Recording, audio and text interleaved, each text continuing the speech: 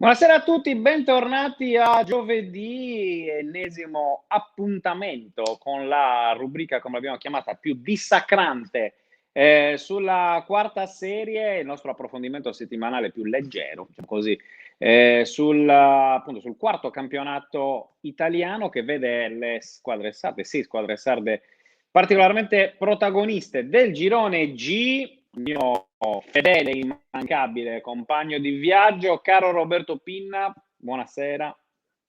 Ciao Francesco, ben ritrovati a un appuntamento soft di giovedì, dopo i collegamenti da tutti i campi nella settimana pre-pasquale con tutta la Serie D che ha giocato settimana scorsa prima di questa sosta, diciamo nel weekend appunto dovuta alla Pasqua. Torneremo in campo domenica, ma oggi abbiamo deciso di riprendere, no? Il consueto appuntamento leggero, come dicevi tu, della settimana, tornando a casa degli amici dell'Arzachena, perché chi ha guardato i nostri post lo avrà già capito. Chi è con noi? C'è il buon Matteo Marinari, difensore tuttofare dell'Arzachena di Cerbone. Ecco, lo puoi mettere direttamente in collegamento. Ciao Matteo.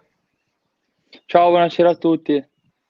Matteo con un Ciao. bel baciato dal sole, fra. Sì, soprattutto oltre il sole gli invidiamo anche i capelli, ovviamente, ma assolutamente, sì. Devi Ad sapere, averci i Matteo, capelli che di Marinari, come diceva Frey.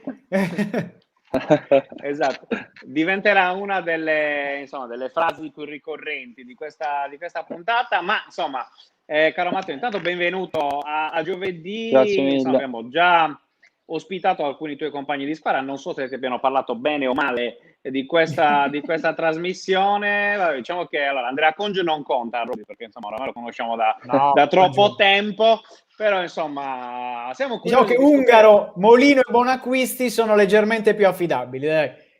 Diciamo così, più che altro dal punto di vista dell'età, perché insomma, per chi non lo sapesse, il buon Matteo Marinari, classe 2000, è arrivato alla Zacchena un anno fa, quindi sei uno dei primi, diciamo, dei pionieri dell'esperimento ex Spezia Primavera. Sì. In quella Il clamorosa primo. Zacchena.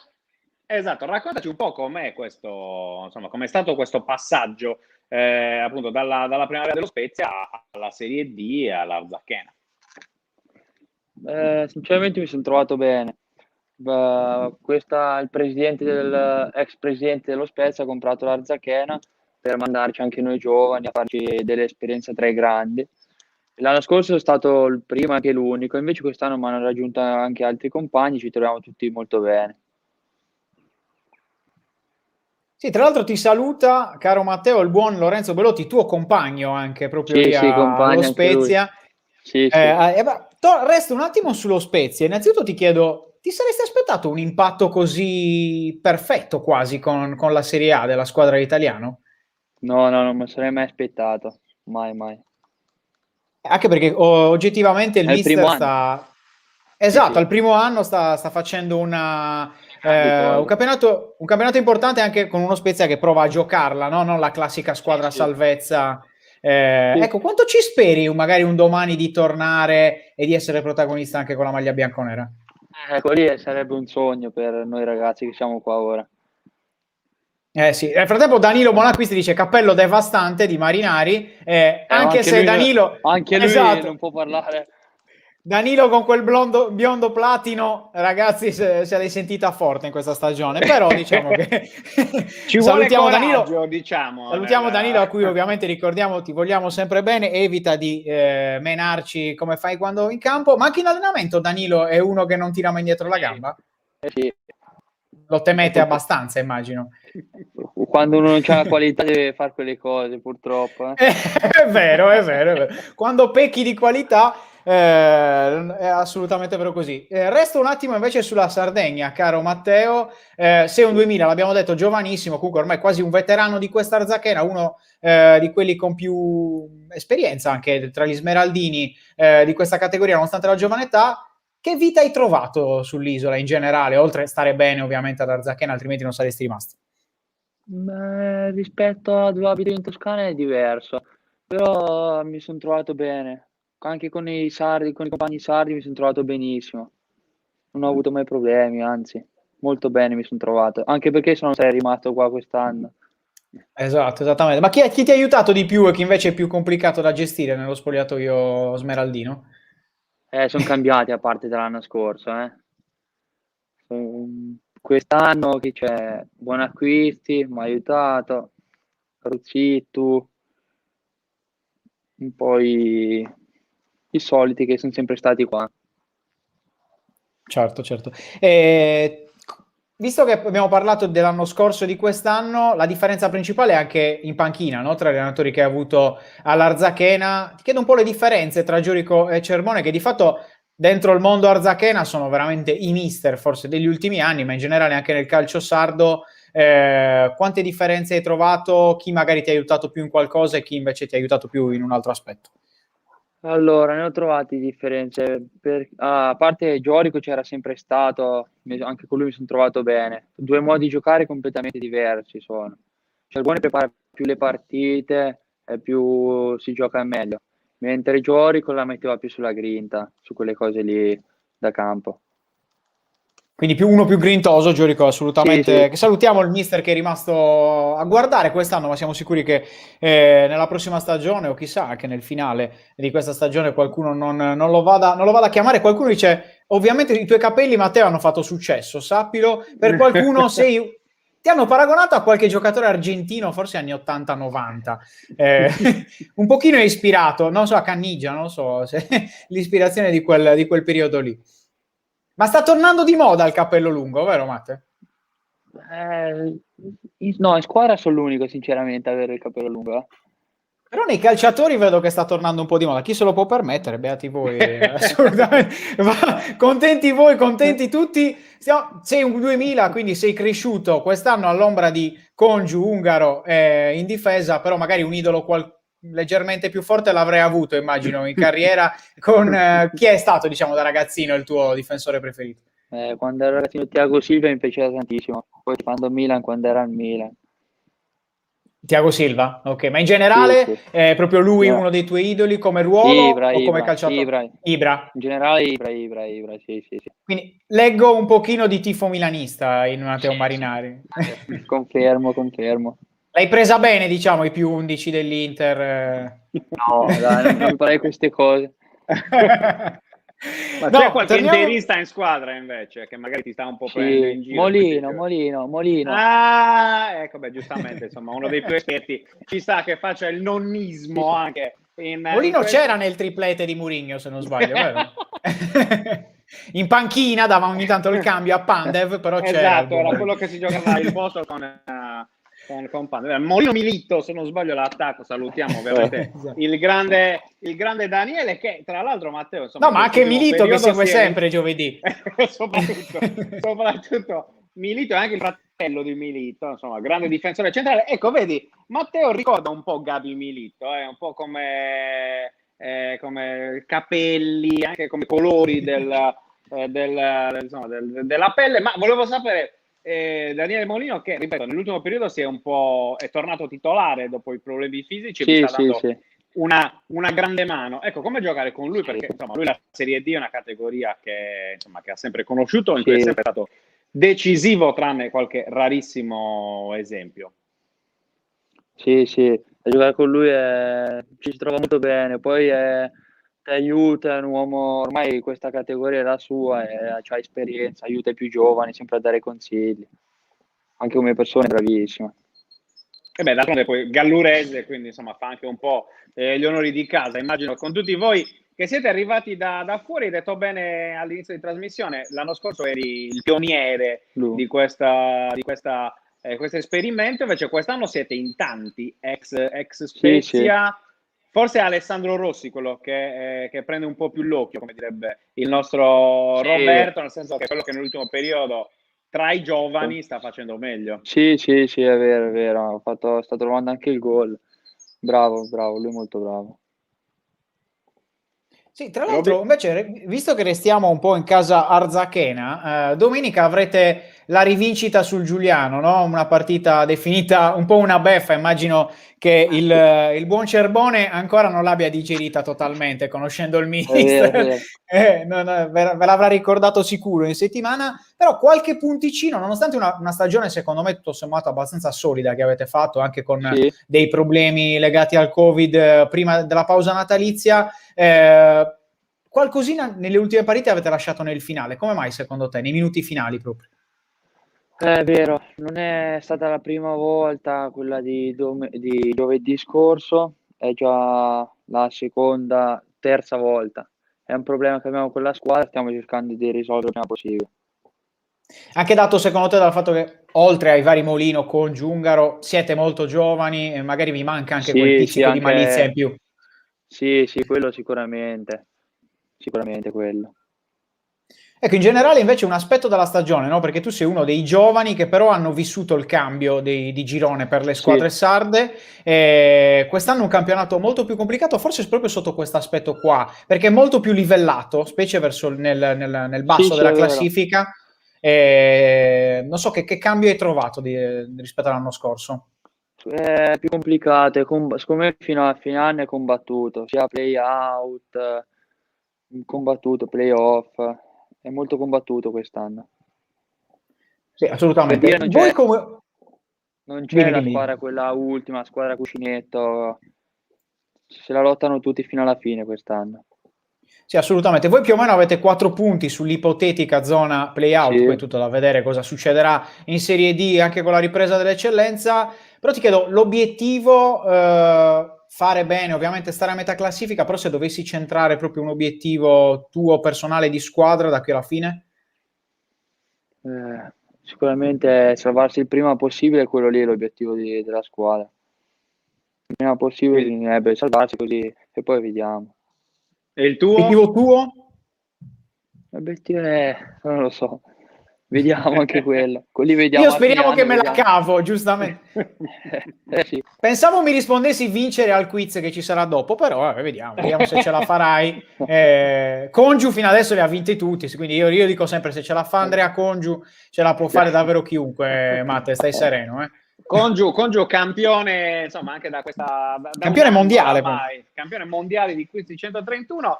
No, vabbè, prima di andare a torturarti col quiz, caro Matteo, insomma... diciamo che una delle domande classiche che facciamo spesso ai difensori, anche perché insomma poi di fatto è abbastanza semplice capire il motivo, è un avversario che ti ha particolarmente colpito in questa stagione, un attaccante. Solitamente insomma l'attaccante è quello che ruba l'occhio e quindi è facile fare questa domanda a chi come te gioca in difesa e che insomma chiaramente ha il suo bel da fare durante le partite. Sì. Quest'anno quello che mi ha colpito di più è Varela. In lotta per il pallone d'oro della Serie D, ricordiamolo, a breve si voterà. Il buon Varela rischia di vincerlo, vedremo. Sì, Varela effettivamente è sicuramente uno dei giocatori più decisivi di questo girone G. E invece della tua squadra chi è quello che secondo te insomma magari potrà fare carriera, a parte Marinari ovviamente? Carriera quello che ha più potenziale è Rossi. Ecco, Rossi che ricordiamo insomma esterno d'attacco con licenza di offendere, licenza di segnare, perché insomma è uno dei giocatori che in questo campionato sta lasciando più il segno, un po' come te, abbastanza taciturno. Diciamo che insomma per i giornalisti siete una razza particolarmente complicata da affrontare. Devo essere sincero, tutti i 2000, 2001, 2002 della Serie D delle Sarde sono più maturi dei classi 84, cioè se rispetto a un De Martis, Marinari sembra più anziano, con tutto il rispetto ovviamente per il buon De Martis, ma anche per il buon Molino per esempio. Ormai i nuovi calciatori, c'è lo stereotipo che i nuovi calciatori siano un po' tutti scoppiati di testa, e invece non è vero, cioè perlomeno in Serie D è il contrario. Puoi confermare, Matt? No, non lo confermo, no, attenzione. No, invece prima di passare al quiz, caro Matteo, insomma, andando a studiare un po' la tua carriera sulla nostra Bibbia che è Transfermarkt, ovviamente per tutti quelli che si occupano di calcio, abbiamo notato che tu hai partecipato a 3 tornei di Viareggio. Credo che sia insomma una cosa abbastanza rara, perché di fatto di solito si gioca in primavera, un giocatore mediamente fa 2 stagioni in primavera, invece tu addirittura 3 partecipazioni, di cui una a 16 anni. Quindi raccontaci un po' di questa tripla esperienza al Viareggio. Qual è stato magari un ricordo da raccontarci che ti porti dentro? Tra l'altro, se non sbaglio, l'ultimo anno eri anche capitano della squadra, giusto? Sì, l'ultimo anno, sì. Un ricordo è il primo anno da fuori quota. non dovevo giocare e il centrale che era 97, capitano, si era fatto male e ho detto vabbè non mi farà mai giocare l'allenatore. E invece prima non mi ha detto nulla né niente, davanti al ragazzo ho detto la formazione è marinare difensore, ho detto vediamo e poi ho fatto bene. Tra l'altro contro il Con Belgrano grande dice, entusiasmo, immagino. l'hai preso. dice Transfermarkt sconfitta 1-0 per quanto riguarda lo Spezia Autogol, Primavera. sì. E in quella squadra giocavano anche Mulattieri, che adesso gioca in Olanda, giocatore attaccante della Sì, in di proprietà Olanda, dell'Inter, e c'era anche Okereke, giusto? sì, c'era Okereke. Lì non so se aveva giocato quella partita, però c'era. No, forse non è entrato, in quella partita non era entrato, era Se c'aveva un subentrato problema al ginocchio. Mulattieri. Sì, e Mulattieri che anche lui era 2000 insieme, avevamo. Sì. Esatto. Però insomma, chiaramente Okereke è uno dei giocatori che allo Spezia hanno fatto meglio anche in questi anni, tanto da Sì. guadagnarsi poi il trasferimento in Belgio al Club Brugge. Roby, andiamo di quiz perché il tempo vola.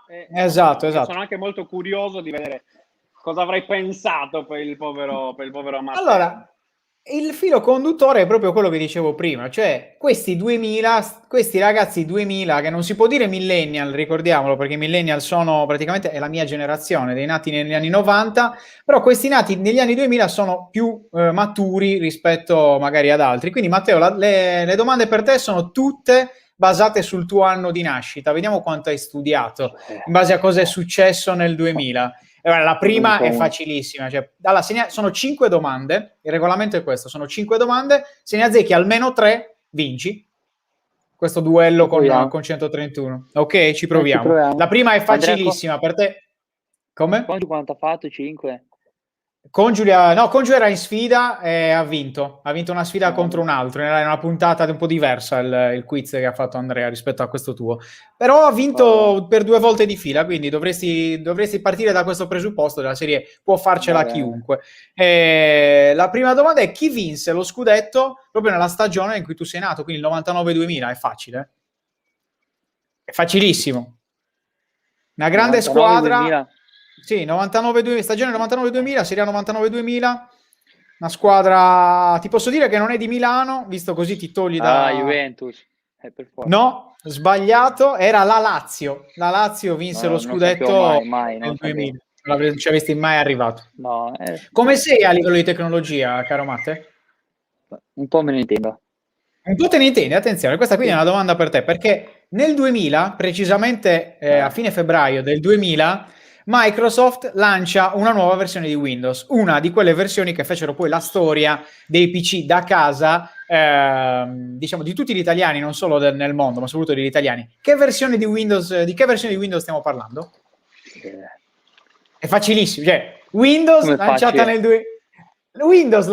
2000, che versione di Windows stiamo parlando? 2000. Windows 2000, bravo. Okay. Non era difficile, dai, almeno una. No, almeno con l'aiuto ce l'ho fatto, dai. Bravo. Allora, rimaniamo ovviamente nel 2000. Come sei con la musica? Ti vedo un po' con questi capelli da rapper, secondo me la indovini questa, o sei più sulla trap? Trap, dai. Tra le due trap. Sì. Rock? No, niente. No. Prova a farlo, dai, vediamo. Allora, nel 2000 uscì una delle canzoni di Eminem più famose in assoluto, che rimase per circa 6 mesi prima tra le canzoni più ascoltate in Italia. Di che canzone di Eminem stiamo parlando? Love Yourself?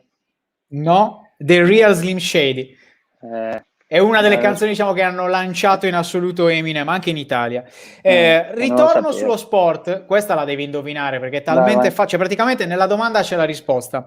L'Italia nel 2000, nella primavera del 2000, viene ammessa a uno degli eventi più importanti della palla ovale. Di che evento stiamo parlando? Palla ovale, rugby? Esatto. Di che evento stiamo parlando? Uno degli eventi più importanti della palla ovale. Qual Beh, diciamo che anche quando uno non conosce il rugby c'è un nome. Sì, c'è un particolare evento. No, è un nome italiano. C'è un particolare evento che si svolge in primavera che è molto famoso a livello di rugby. Anche se non segui il rugby, comunque ne senti parlare. 6 nazioni. Bravo, col suggerimento anche qua. Perché No. Ok, sì. Esattamente, nel 2000 inizia il 6 nazioni, perché fino ad allora si chiamava il 5 nazioni, e nel marzo del 2000 viene ammessa anche la nazionale italiana, cambiando, diciamo, la nomenclatura di questo famosissimo torneo. Hai l'ultima domanda che è fondamentale, Matte, perché se la indovini Va vinci, bene. se la sbagli mi dispiace. Questa è veramente per intenditori, grande Marco Pignotti che ha suggerito, so benissimo che l'hai letta, no, non mentire. Allora, come sei con i videogame? Bene, FIFA però. Videogiochi? FIFA, Solo FIFA. ottimo. Questa è una domanda su FIFA. Avevo paura che mi rispondessi PES. Allora, nell'anno in cui tu sei nato, chi c'era nella cover di FIFA 2000? Dai, però, FIFA nell'anno 2000. in cui sei nato devi andare a rivedertelo. Allora, ti posso aiutare, grande giocatore con un passato Brasiliano. soprattutto, no italiano, perché la cover ovviamente parliamo della versione italiana, giocatore italiano, grandissimo passato tra Roma, Sampdoria, no, aspetta, non ti lanciare, ha un'esultanza che veramente lo inquadra benissimo, perché lui quell'esultanza lì è la sua. No, Vincenzino Montella, l'aeroplanino era nella cover di FIFA 2000, quindi hai perso il quiz con 131. Mannaggia Matte, però scusa, troppo difficile domande, dai. Erano troppo semplici. Allora, anzi, diciamo pure che Windows 2000 proprio te l'ho servita sul piatto d'argento. Era quelli sì. Però allora, volevo aspettare una lancia a favore di Matteo, dicendo che, per esempio, io avevo FIFA 2000 per PC americano, versione americana. Certo. E avevo Roy Lassiter. Poi FIFA 2000 non ci ho giocato. È ovvio, però ci mancherebbe, però è la copertina di quando sei nato. Se sei appassionato di FIFA, tutte le copertine sono carissime. Sì, hai ragione, sono tante le copertine in realtà, ovviamente, di FIFA ogni anno. Per esempio, in quella europea, che prende spunto ovviamente da quella inglese, c'era Sol Campbell, per capirci. Quindi, però nella versione italiana c'era Vincenzino Montella, quindi non male l'aeroplanino. Il commento di Capitan Ruzzitto, caro Matteo, perché insomma, poi scritto capra, però secondo me vuol dire GOAT all'inglese. Esatto, il giocatore di tutti i tempi è Matteo Marinari. Credo che insomma, io almeno l'ho intesa così, non so se effettivamente volesse. Io ho messo anche la sveglia, però non so cosa intendere. Vabbè, forse nei tuoi confronti sicuramente, caro Robby, ce l'aveva con me il buon Marco. Esatto. Va bene, Matteo. Insomma, domenica si torna in campo contro il Giuliano. Insomma, intanto che cosa ti aspetti da questa sfida? Insomma, come ha detto Roberto prima, sicuramente Mr. Cervone avrà fatto una bella lavata di capo per... Sì. Sicuramente dobbiamo puntare ai 3 punti, alla vittoria. Anche perché dopo la brutta figura che abbiamo fatto là, è l'unico modo per riscattarci è quello. Va bene, caro Rubi, cosa dici? Salutiamo Matteo? Sì, lasciamo Matteo al bel sole gallurese, a qualche ripasso sugli anni 2000. Esatto. E immagino che adesso, insomma, al prossimo allenamento il buon Ruzzito ti dirà se effettivamente chi è quello che compare dietro. C'è anche un cavallo. È buon acquisti. Salutiamo ovviamente il grandissimo Danilo Buonacquisti. Grazie Matteo davvero per essere stato nostro ospite, ci vediamo presto sui campi. Grazie a voi. Buona partita per domenica e ringraziamo come sempre l'Arzachena per averci aiutato, fornito come sempre un ospite con tanto piacere. Caro Robby, andiamo a chiudere perché siamo un po' di fretta, insomma, giornata tra l'altro oggi abbastanza carica. Leggermente piena, leggermente piena tra l'ATP, riguardatevi tutto quello che è successo al Sardegna Open, sul Terrestre Tennis Club, poi le ultime notizie sul Cagliari, ma ci sarà ovviamente un weekend di Serie D importante. Io vado in ordine ovviamente di classifica per quello che aspetta le squadre sarde, parto dal Carbonia che in casa troverà il Cassino. Vi ricorderete, bruttissima sconfitta all'andata per il Carbonia, che arriva anche da una nuova sconfitta 3-2 contro il Nola, rocambolesca. La squadra di Mariotti, squalificato tra l'altro per la sfida del Cassino, era anche in vantaggio e quindi c'è da vendicare forse 2 doppi risultati. L'ultimo di domenica è quello dell'andata con la squadra laziale. Poi In bilico dovrebbe essere un nuovo rinvio, però vedremo, perché i tamponi poi si faranno anche domani. Quella tra Muravera e Savoia sarebbe una sfida anche molto bella se si giocasse, noi ci auguriamo ovviamente, perché vorrebbe dire che il Muravera avrebbe recuperato dai casi interni al Covid-19 che ha avuto nell'ultima settimana e mezzo. Savoia-Muravera sarebbe una sfida tra la quinta in questo momento, la squadra campana, e la settima del girone. Poi un Lanusei lanciatissimo che ha pareggiato con Latina prima, Monterosi poi, e ora avrà l'ultimo trittico contro la Visartena che nell'ultimo turno ha scavalcato anche il Latina. Visartena arriva da 5 vittorie consecutive in un momento di forma straordinario, ma fino a qui gli uomini di Greco hanno sempre sorpreso. Chissà che non lo facciano anche in casa della Visartena domenica. L'Arzachena, l'abbiamo detto, gioca in casa contro il Giuliano, quasi il replay di un recupero che si è giocato solo il 10 marzo, nonostante in calendario fosse così indietro, perché poi alla fine il Giuliano ebbe diversi casi del Covid. Poi andiamo ad affrontare le ultime 2 gare della giornata, che sono le 2 sarde, ovvero il Latte Dolce che va in casa del Latina, una sfida quasi impossibile, però Latte Dolce deve fare punti, perché sono 2 sconfitte e un pareggio nelle ultime 3. La zona play-out è lì a un passo e il calendario ora diventerà molto duro per la squadra di Fossati, che ha riconquistato la panchina con lo 0-0 contro la Nocerina del turno infrasettimanale scorso, però deve riuscire a mantenerla, perché comunque il Latte Dolce deve riuscire a mantenere la categoria, cosa che deve fare assolutamente la Torres, che arriva da una striscia di risultati pessima, 4 sconfitte, un pareggio nelle ultime 5, l'ultimo pareggio l'1-1 contro Unissime Formia, con una Torres che comunque non ha demeritato, avrebbe forse anche meritato qualcosa di più nella ripresa, poi alla fine invece è arrivato solo un pari. Torres che sarà ospite della Fragolese, non è uno scontro alla morte, di più, perché sono entrambe in zona play-out e la Torres deve vincere assolutamente, anche soprattutto Graziani, per evitare un nuovo esonero nella panchina rossoblù. Va bene, tra l'altro a proposito di Sassari, la Dinamo sta giocando una gara totalmente inutile ai fini della classifica della Champions League, già eliminata la squadra di Pozzecco, sta vincendo. Però per chi volesse le Vitali sul sito. Esatto, per una partita particolare, perché tra i tedeschi gioca Vitali, l'ex di turno, che ha sentito il nostro Nicola Accardo nelle partite, quindi andatevi a rivedere la bella intervista di Nicola a Michele Vitali. Va bene, abbiamo detto tutto, caro Roberto. Insomma, come sempre, restate su 131, andatevi a rivedere i vari live, i vari racconti delle sfide dell'ATP di Cagliari. C'è un Musetti, ragazzi, Musetti Sonego bene, Musetti comunque di carattere, era una sfida veramente difficile quella che ha affrontato contro Evans. Della sua età, soprattutto alla luce della sua età. Grazie Roberto Pinna, come sempre ci ritroveremo sabato sera, immagino, no?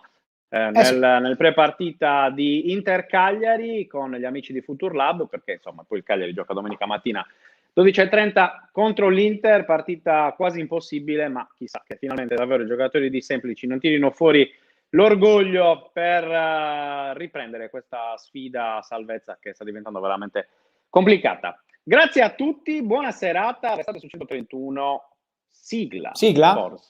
Forse, aspetta. Arriva.